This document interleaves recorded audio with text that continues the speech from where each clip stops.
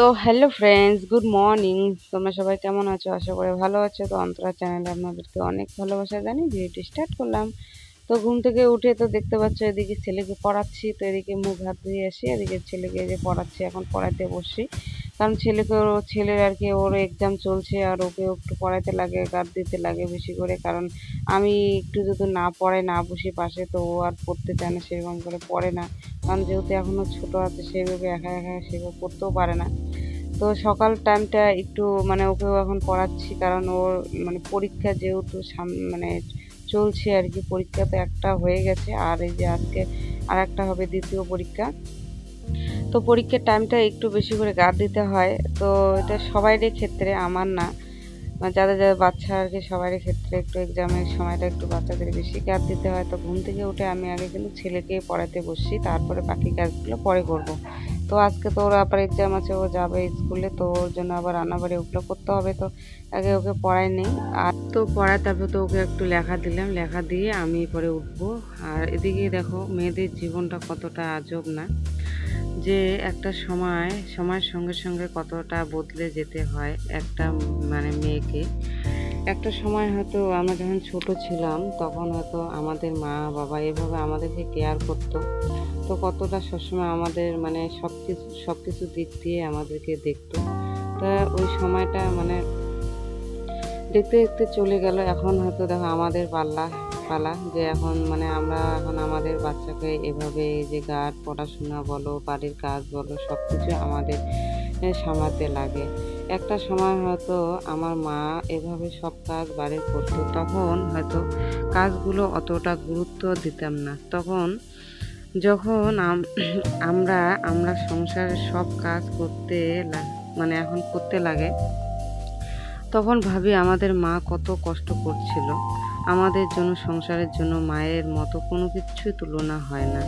পৃথিবীতে সব থেকে দামি জিনিস হচ্ছে মা, কারণ মায়ের অবদানটা সব থেকে বেশি। আর হয়তো কিছু লোক আর বাড়িতে কিন্তু মহিলাদের অনেক কিছু কাজ করতে লাগে, হয়তো আমরা এখন বুঝি, একটা সময় হয়তো বুঝি নেই। তো এখন দেখো মানে ঘুম থেকে উঠে কিন্তু আমাদের একটুকু মানে বসে থাকা যায় না, মানে একটার পর একটা সব কিছু করতে লাগে, সিরিয়াল বাই সিরিয়াল কাজ করতে থাকতে লাগে। তো এইসব কাজ কেউ হয়তো মানে গুরুত্ব দেয় না, হয়তো বলে কি কাজ। হয়তো যারা হয়তো কম কাজ করে, হয়তো মনে করো বাড়ির সবারই তো, সব ফ্যামিলির সবারই কাজ কিন্তু সমান না।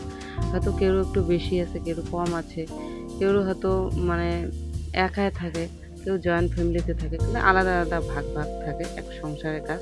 সবাই সব কাজ একই করে, কিন্তু ভাগ আছে, কেউ হয়তো বেশি করে, কেউ কম করে, এটাই বলি।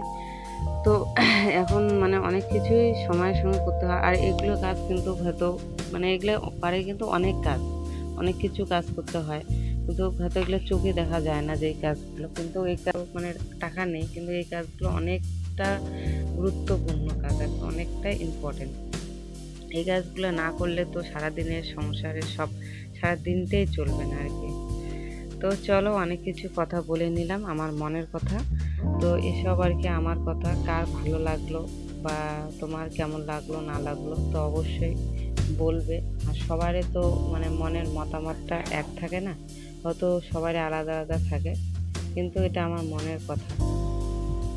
তো দেখো এখন এদিকে তো আমি এই যে সকালবেলা আলু সিদ্ধ, ভাত আর চিপস ভাজা মানে করে নিয়েছি। তো এগুলো ছেলেকে খাওয়াই, ওকে স্কুলে পাঠাই দেবো। তারপরে তো আমার আবার রান্নাবাড়ি আবার অনেক কিছু কাজ আছে, যে ঘরটার গোছানো, এগুলো করতে হবে।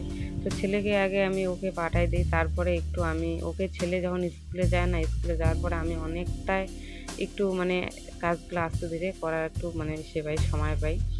আর দেখো ও আমার একটা ভুল হয়ে গেছে, কাণ্ড হয়ে গেছে কি, আজকে একটা ভুল করলাম। আজকে ছেলেকে তো ওকে এরকম করে, তারা একটু লেট হয়ে গেছিলো, তাড়াহুড়ো করে তো ওকে আমি বের করে মানে পাঠাই দিলাম। পরে কি হয়েছে, আমি তো ঘরে ঢুকে দেখি আমি ছেলের যে টিফিন মানে সে টিফিন বক্স বলে, সরি, তোমার সে জ্যামিতি বক্সটা আমি ঢুকাইতে ভুলে গেছি ওর ব্যাগে।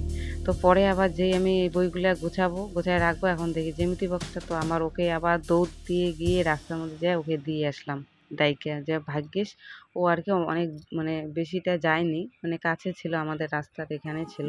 তো পরে ডাক দিয়ে আবার দিয়ে আসলাম।